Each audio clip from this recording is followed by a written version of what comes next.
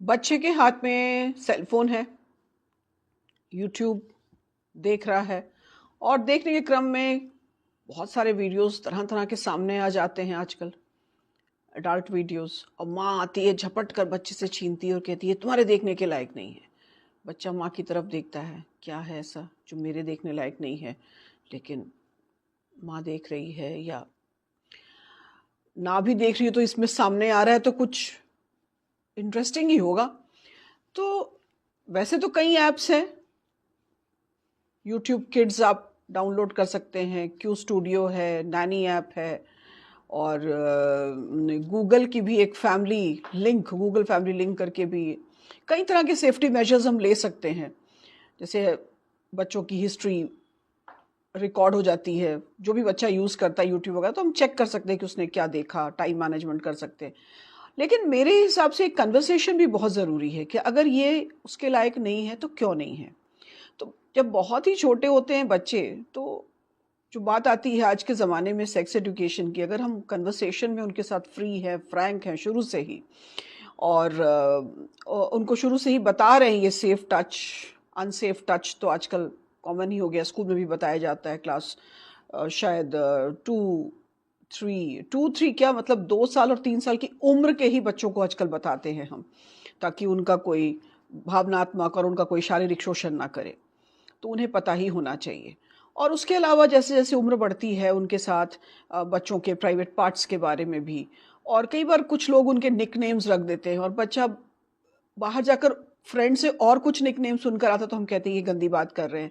तो उनको अगर हम सही जानकारी देते रहें उनके बॉडी पार्ट्स के बारे में, ये ऑर्गन्स हैं, मेल पार्ट्स हैं, फीमेल पार्ट्स हैं, और खुल के उनसे बात करें। इवन जैसे जैसे बच्चा बड़ा हो रहा है, पीरियड्स के बारे में कि किस प्रकार से ये लड़कियों को होता है। तो मैंने एक बड़ा इंटरेस्टिंग एक पॉडकास्ट में भी सुना आज कि एक लड़का अपनी माँ से आके कहता है, जब उनको स्कूल में इसकी जानकारी दी जाती है, कि मैं एक पीरियड के लिए किट बना के रखना चाहता हूँ अपने बैग में।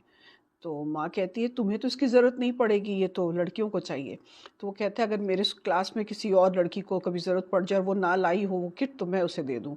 कितना सुंदर ना, कि जब आप बच्चे से इतना खुलकर अपनी बात रख सकते हैं और बच्चा भी आपसे खुलकर बात कर रहा है, तो वो रिस्पेक्ट भी कर रहा है फीमेल्स की। ऑटोमेटिकली उसके मन में एक रिस्पेक्ट की भावना आ रही है, और ओपन कन्वर्सेशन।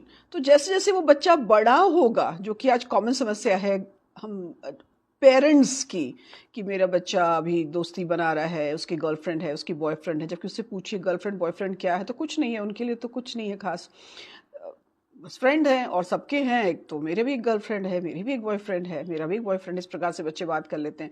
तो कहने का मतलब है ये जो ओपननेस आपकी कन्वर्सेशन में रहेगी, तो जब बच्चा आपका नेट भी इस्तेमाल करेगा, यूट्यूब भी देखेगा, उसे पता रहेगा उसको क्या देखना है, उसको क्या नहीं देखना है, ये आप उसको एक सकारण बता पाएंगे।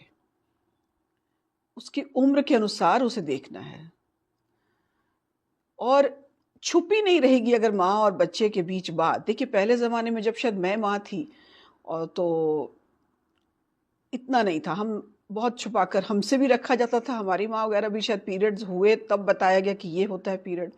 और माँ और बच्चों के बीच तो इतनी बात खुलकर होगी नहीं। लेकिन आज ज़माना बदल रहा है, आज आपको खुलकर बात करनी है, नहीं तो बहुत सारी समस्याएं होती हैं। बच्चे गलत स्लैंग्स वगैरह जो स्पिक कर रहे हैं, उसका एक कारण यही है कि उनको सही सेक्स एजुकेशन नहीं है।